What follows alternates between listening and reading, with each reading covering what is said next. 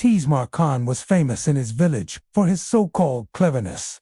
He had given himself the title of the fastest brain in town, and people, half mocking and half believing, called him Tees Maar Khan. In truth, his plans were always louder than the results, but his confidence never seemed to break. One hot evening, as the sun was setting behind the dusty trees, and the villagers gathered in the square, Tees Maar Khan stood among his friends with a mischievous grin on his face. "Listen to me, boys," he announced, tapping his chest proudly. "Tonight I will perform a task so daring that people will remember it for years. I will steal the fattest, juiciest hen from the headman's yard, and no one will catch me." His friends burst out laughing. One of them said, Last time you tried to steal mangoes, you fell from the tree and landed in a pile of dung." Another added, "And don't forget when you tried to trick the shopkeeper. You ended up paying double." But Tees Maar Khan brushed off their jokes with a wave of his hand.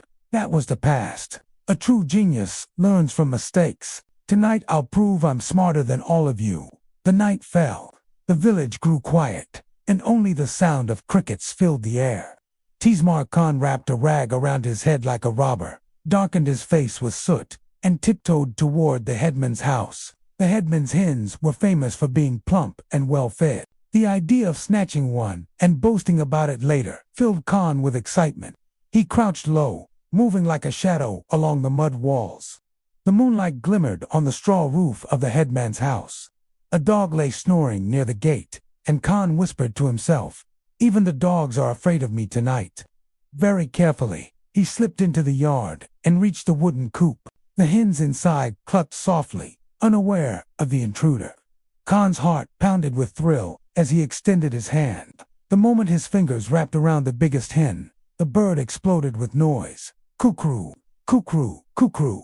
The coop shook as all the hens fluttered in panic. Tees Maar Khan froze for a second, then tried to hush the bird. My beauty, be quiet, you'll get me caught." But the more he tried to silence her, the louder she screamed. Lights turned on inside the house.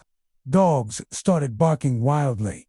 From the windows, people shouted, "Thief! Thief in the yard!" The whole village seemed to wake up at once. Men grabbed sticks, women shouted for help, and even children ran behind them to see the commotion. Tees Maar Khan, terrified, stuffed the hen under his arm and sprinted toward the back wall. Just as he was about to leap over, his foot slipped on the damp earth. With a loud splash, he tumbled headfirst into the cattle's water trough. The hen escaped from his grip, flapping away into the night, while Khan struggled, soaked and sputtering. The villagers surrounded him within seconds. One of them held a lantern close to his face, and when they saw it was Tees Maar Khan, everyone roared with laughter. "So, this is your genius plan?" The headman chuckled, pointing at the drenched thief. "You thought you could outsmart us, and you can't even hold a chicken properly." Children began mimicking his fall, flapping their arms like hens and making clucking noises. The women shook their heads, amused but not surprised. Tees Maar Khan tried to regain his pride. He stood up, dripping wet, with mud stuck in his hair and soot running down his cheeks. Ahem. He cleared his throat dramatically. "What you all witnessed tonight was merely a rehearsal. The real act will happen soon.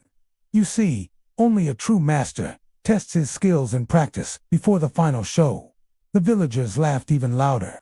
One old man slapped his knee and said, "If this was a rehearsal, then please, spare us from the main event." Another added, "Yes, Khan, next time rehearse in your own house, not in ours." Tees Maar Khan, though embarrassed, refused to admit defeat. He puffed out his chest, even while his clothes dripped water.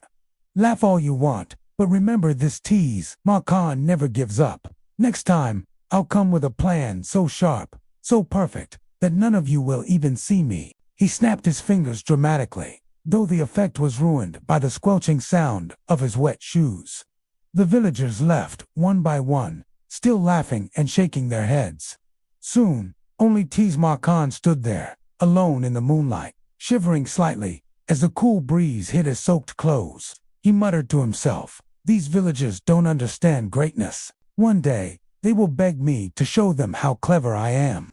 He trudged back home, leaving a trail of wet footprints along the dusty path. Somewhere in the distance, the escaped hen crowed proudly, as if mocking his failure. Tees Maar Khan clenched his fists and vowed, "Next time, no mistakes.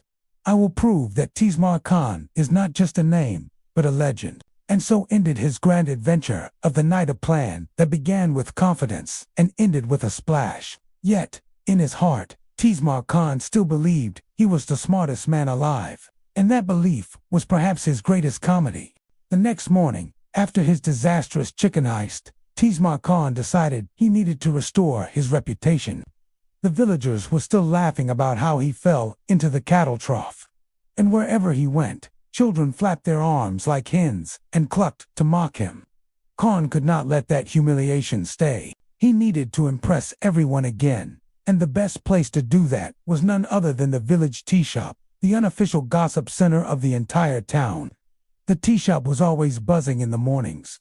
Old men sat cross-legged on wooden benches, puffing on hookahs, while the younger ones sipped steaming cups of tea before heading to the fields. The air was thick with smoke, laughter, and the smell of fried pakoras. Tees Maar Khan walked in dramatically, chest puffed out, adjusting his ragged waistcoat as though it were a royal robe.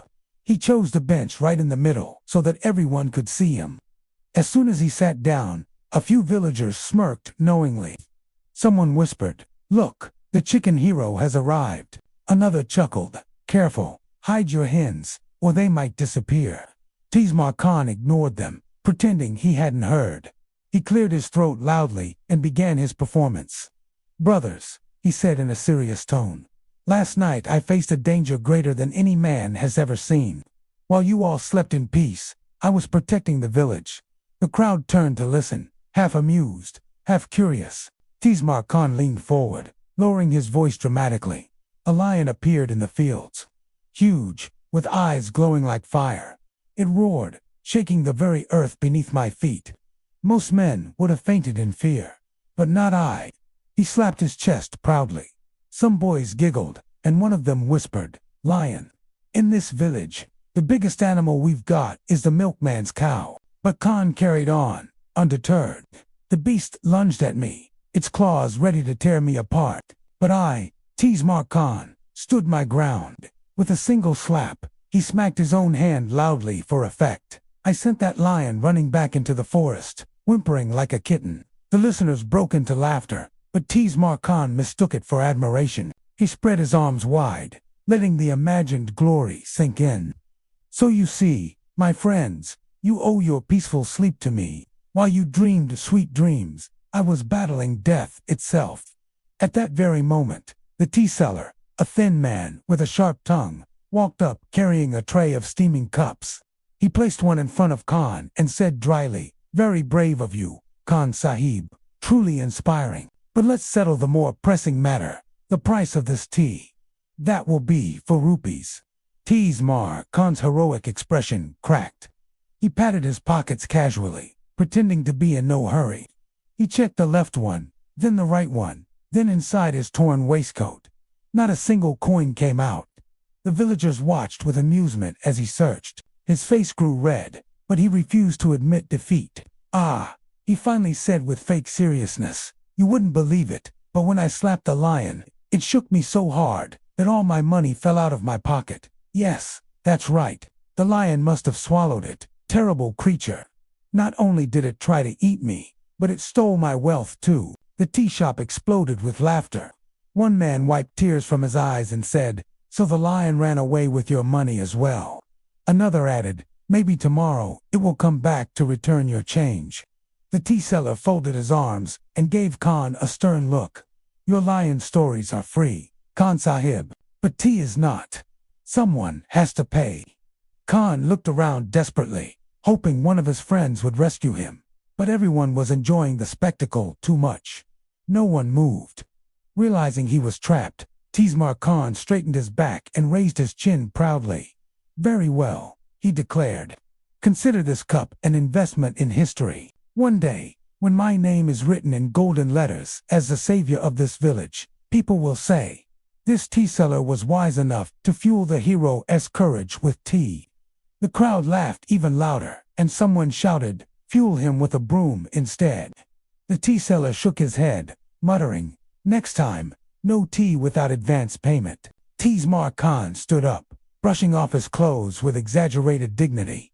"Mock me if you want, but remember this day, for every great man is mocked before he is celebrated. One day, my bravery will shine brighter than the sun." He snapped his fingers dramatically, just as he had the night before. But once again, the effect was spoiled this time by the sound of his stomach growling loudly. The villagers nearly fell off their benches laughing. Khan stormed out of the tea shop, muttering under his breath, "One day, they will see. One day, they will regret laughing at Tees Maar Khan." As he disappeared down the dusty road, the tea seller sighed and collected the empty cup. "Bravery is good," he said to the crowd, "but next time he should fight a job, not a lion." The villagers roared again, and the story of Tees Maar Khan's imaginary lion became the new joke of the week. And so, once again, Tees Maar Khan's attempt at glory ended not with admiration but with laughter. Yet in his heart, he remained convinced that he was destined for greatness, even if the rest of the village only saw him as the greatest source of entertainment.